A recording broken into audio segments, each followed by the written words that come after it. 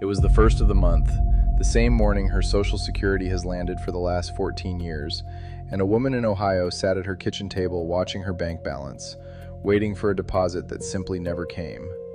No phone call, no letter, no warning. Just an empty space in her account where her federal check was supposed to be.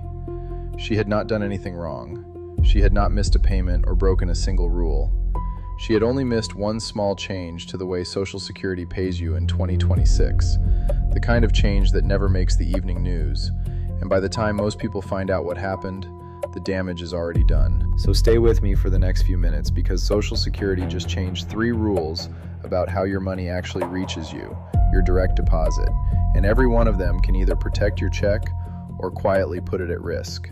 By the time we are done here, you are going to know exactly what changed, why some seniors are getting caught completely off guard, and the precise steps that keep your payments safe, on time, and out of the wrong hands. I'm Walter Barron.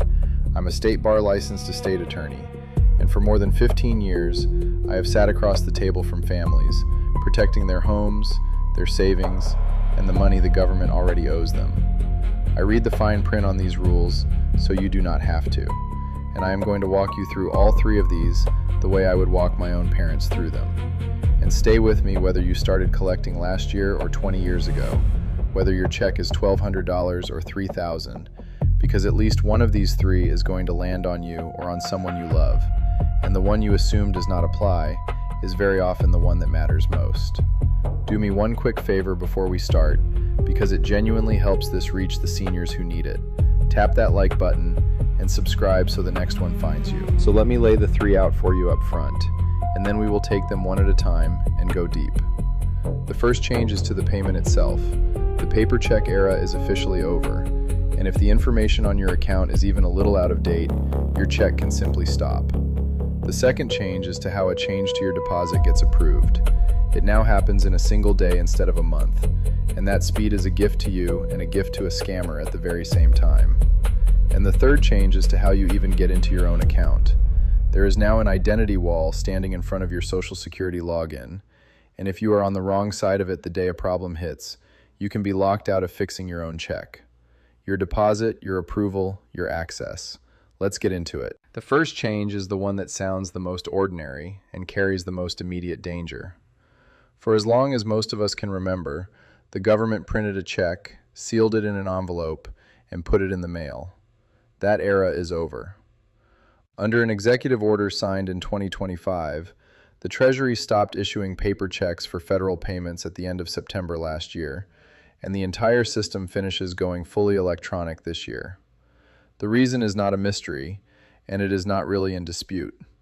The government's own data shows a paper check is about 16 times more likely to be lost, stolen, or fraudulently redirected than an electronic deposit. That single statistic is the whole foundation for this change. Now here is where it actually bites, so let me make it real.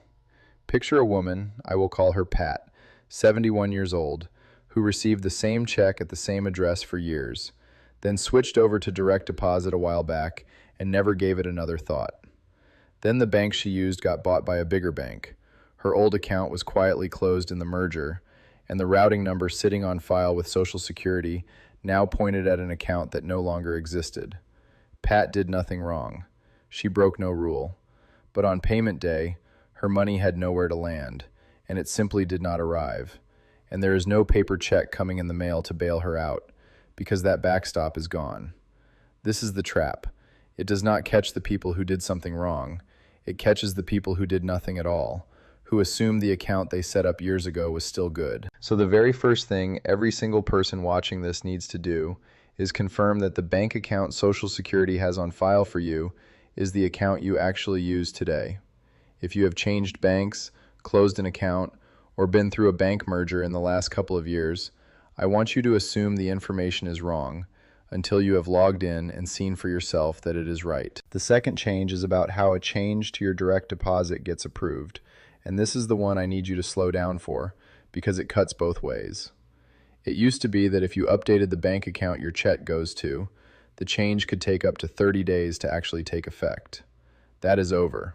Social Security now runs your new account information through a Treasury verification service that checks the bank almost instantly, and a change can go through in as little as one business day.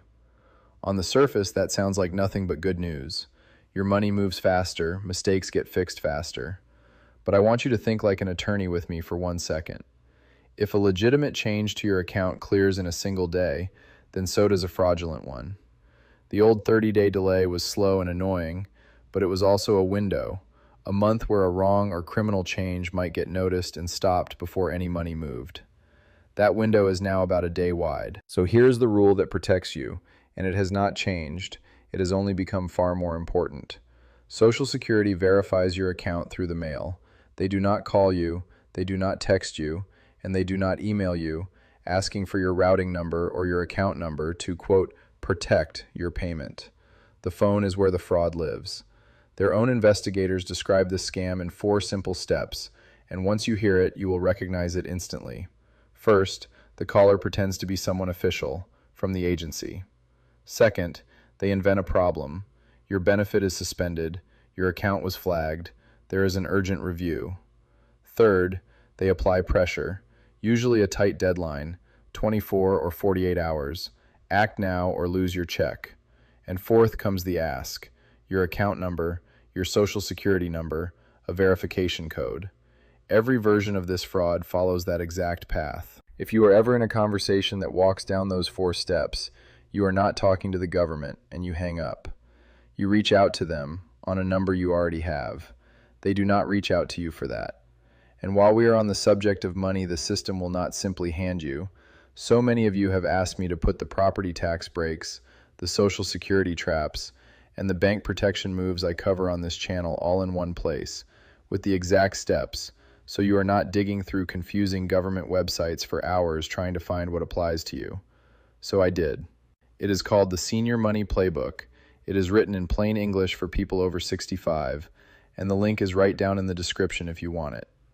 Now stay with me, because the third change is the one almost nobody is talking about, and it is the one that quietly traps the people who are not ready for it. The third change is to how you get into your own Social Security account, and it is the one that sneaks up on people. For years, you logged in with a username and a password you set up a long time ago, and you never thought about it. Those old logins are dead. To get into your account on the Social Security website today, and to change your direct deposit online, you now have to verify your identity through one of 2 approved systems, login.gov or id.me. If you never made that switch, your old username simply stopped working. And here's the real problem with that.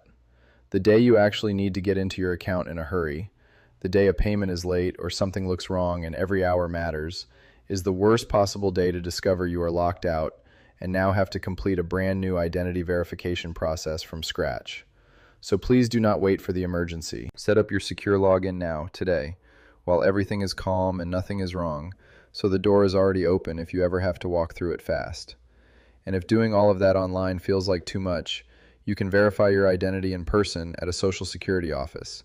But again, you want that done before you need it, not in the middle of a crisis. So let me hand you the simple protocol, the very same one I would give my own parents, just 5 steps, and you are protected. 1. Confirm the bank account on file with Social Security is the one you actually use today, especially if you have switched banks or been through a merger. 2. Set up your secure login through login.gov or id.me now, before you ever need it. 3.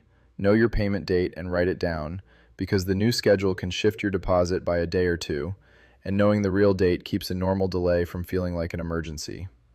4. If your deposit is late, give it 3 full business days before you do anything, because most delays in this new system clear on their own, and rushing in a panic is exactly the moment a scammer is waiting to catch you. And 5, if you ever need to call Social Security, use only the number printed on a document you already have in your hands, never a number a caller gives you, and never a number from a random search result that could be a spoofed, fake listing.